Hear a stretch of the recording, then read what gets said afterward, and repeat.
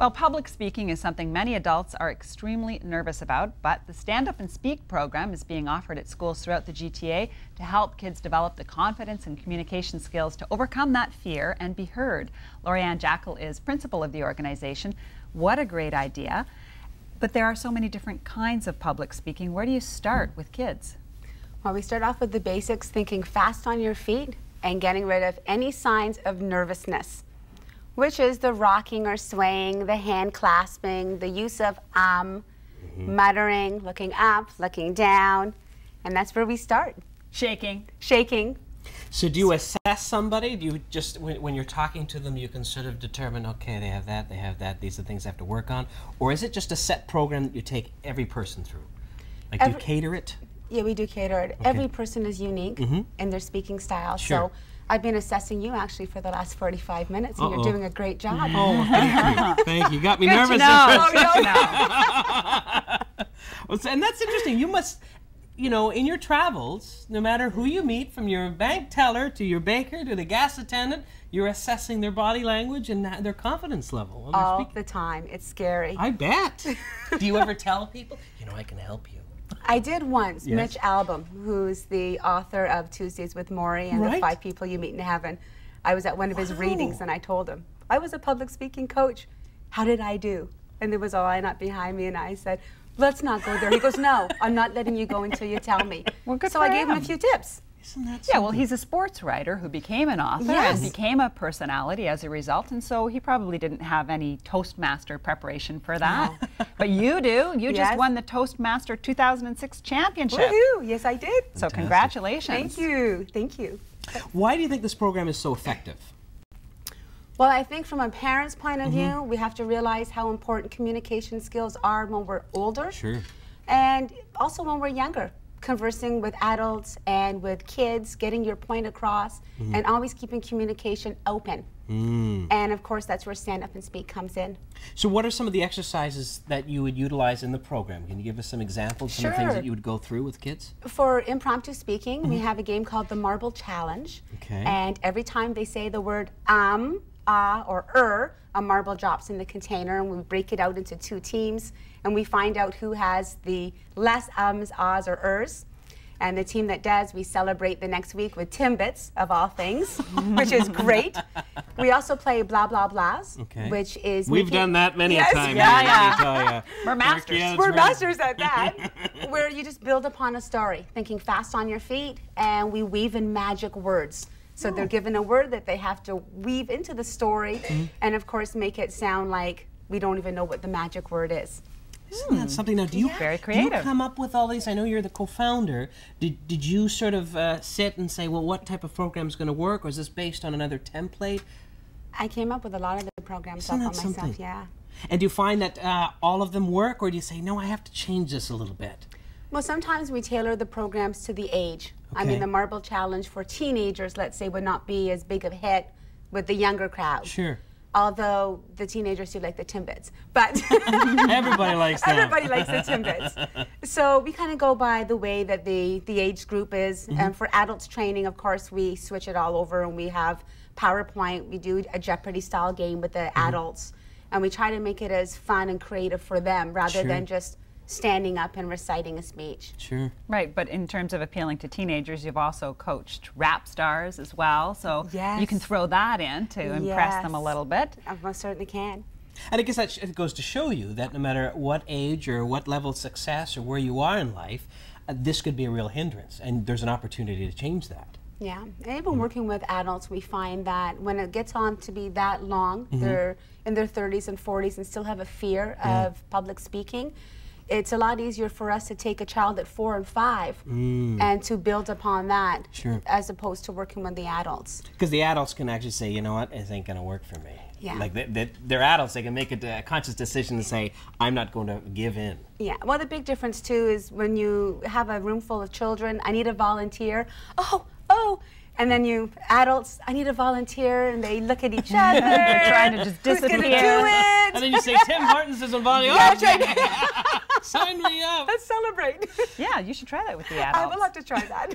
Now you have 2 different programs. You've got Public Speaking 101, which is 90 minutes long, the Confidence Builder, and I guess you get into other things then, 4 hours. You have different opportunities to, I guess, get the kids engaged in different ways.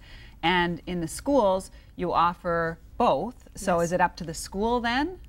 Usually what we find with the schools, they bring us in for the 90-minute presentation, and then they do a survey with the kids. How many of you would like to go to the next level, which is 4 hours, which is more small, intimate groups, so that they can actually get the one-on-one training that they need. And they prepare speeches as well. Hang on, because we want to continue this much more with Lori-Ann Jackal after this short break. You're watching Daytime. Stay with us, and if you're really good, maybe Tim Hortons will be involved. Ooh.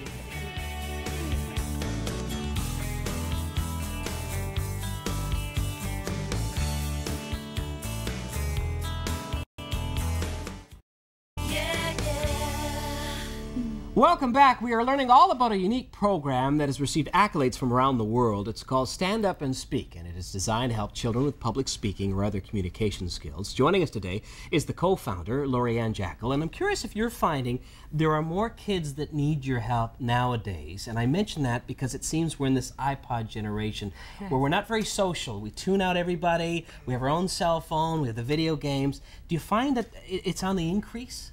You see anything like that? I do, and also hand in hand with that, the text messaging. Absolutely. You know, these kids today can text message like that. Anything about them, Yeah, they can actually text message an MSN and talk on the phone all at the same time. Right. And say, I don't need help with my communication skills. Right. But stand up and deliver a 5 to 7 minute speech.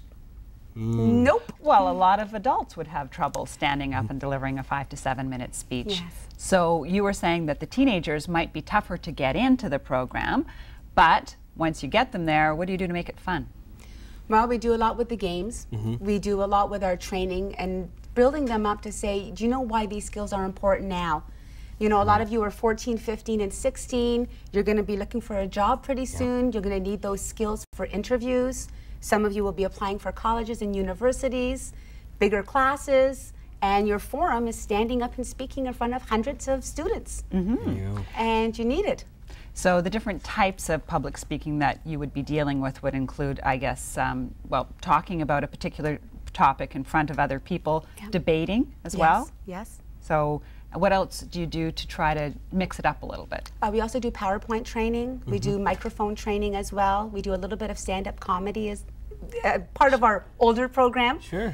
And break the ice. We do presentations so that wow us, and where we do infomercials. And we videotape them so they get to see themselves so that we can actually do all our evaluations based on the video of them. And I bet you get some interesting responses when your students have a chance to see themselves back on video. Yeah, and actually both with the kids and the adults, we'll say, we noticed that you had a little upper body rock movement or the hand clasping, and they look puzzled, like, I don't think I did that. Yeah, you did. And Take then, a look. of course, you show the video. And you slow-mo it. And you slow-mo, yeah. No, we don't do that to them, but some of them will say for a lot of the girls, they play with their hair a lot. And we're like, we notice that you keep touching your hair. No, I don't. Well, I just had to fix it I just had to fix it a little bit. It's funny you mentioned some of the things that people do, maybe for parents at home watching. What are some of those key, I don't want to say symptoms, but things that you look for that clearly indicate that a child has a communication problem? Like you mentioned earlier a little bit about the mumbling of the words and stuff. Yes, the eye contact is really important. Okay. Of course, when you're looking at the audience, you have square shoulders, chin up, and good eye contact. We have a program that we do ESP, which is eye contact, smile, and posture. And those are the first 3 things that we work on. 3 things all parents want their children to have anyway. Yes, part of good manners. And then we work on what happens when they actually speak. Do we notice that they're hand clasping? Do we notice that they're holding on to their clothes? And a lot of the younger kids will sit there and literally hold on to their pants. Well, because they spent $200 on the pants nowadays, you know, it'll be stolen. Yeah, that's right. And they fidget, and they put their hands in their pocket, and they play, and they look up at the ceiling, and I don't know why, or they look down, or they talk, so help me faster, or they're faster, blah, blah, blah, blah. And we're like, slow it down. They're just trying to get it over with. Pause, Well, the faster they speak, the faster they think they get to sit back down. Right. Not in the case with our workshops. You do it again, but slower. Okay, no cheating. No cheating cheating. at That's all. right. Never prosper. That's right. And the website is standupandspeak.com. Is there a certain criteria that, for kids in particular, if parents are considering this program, is there anything they have to meet in terms of, you know, like you mentioned a little bit about the language? As long as they understand the English language, they can participate for at least 60 minutes in our program. Okay. And that's why we usually say 4 years is a good time to start. Okay. And they want to, but you know, they want to Make a learn. difference. Yeah, they want to make a difference with their communication skills. Have you ever found a student that, you know, just doesn't want to open up? And there could be other issues as a result of that, where you can't seem to break down that barrier? Does that happen? I believe that there's been about 2 students in the last 5 years. Okay. So And very rare. But Very there's rare, but one-on-one, they're fine. Put an audience in front of them, and they fall to pieces. Is it safe and fair to say that, you know, some people, that's just the way they are? Or no, that you I really don't can't? believe that. Okay, well, that's fair. I believe it's a personal choice. Whether you don't believe in that personal choice when you're younger, but you will when you're older. Right, right. Because you need to Well, I communicate. guess it takes years for a phobia to develop, right? Absolutely. It's something that makes you nervous as a child can become more of an obstacle as you get older if you don't deal with it, right? Well, public speaking is the #1 fear in North America, followed by the fear of heights and then the fear of spiders. Wow. Ooh. Can all you good imagine ones. that? Yeah, no kidding. Listen, we've had so much fun. We could have you on for an hour. This has Woohoo, been sounds just like a a good blast. time. Standupandspeak.com, www.standupandspeak.com. Lori-Ann Jekyll, thank you so much. Thank we you for appreciate having me. yeah, this has been a lot of fun. Yeah, we've learned a lot too. Absolutely. And we're going to be right back after a short break, so please don't go away.